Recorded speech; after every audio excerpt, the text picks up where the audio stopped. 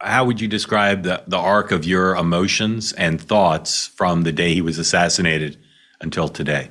Yeah, it's ongoing. I mean, not men never want to talk about their emotions or anything like that. But when I first got the news, I didn't think it was possible. I actually, when my producer came in and said Charlie has been shot at a campus, my first thought was, I hope his recovery's not too bad.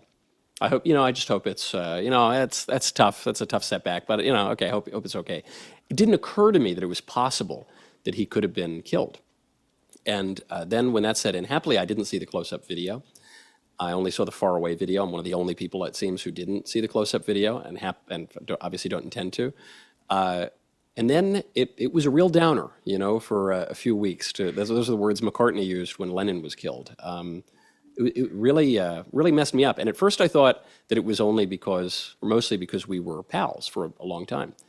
I don't think it was that, because I saw grown men who never met Charlie crying. I mean, last night I was seeing some friends, some of whom knew Charlie, some did not personally know him.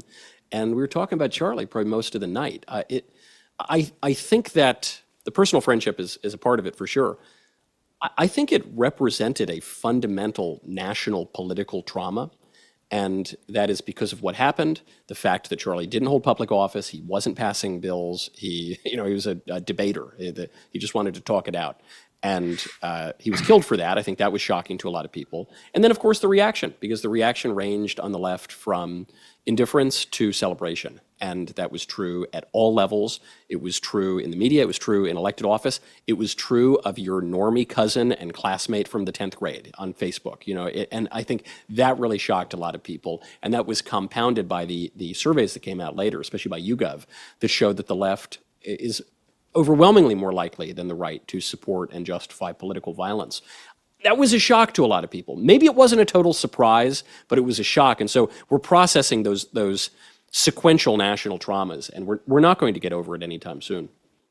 How are you processing, not the people who celebrated his assassination, but how are you processing the lack of awareness on the part of so many otherwise well-informed Democrats who had either never heard of him or only faintly understood what his role was?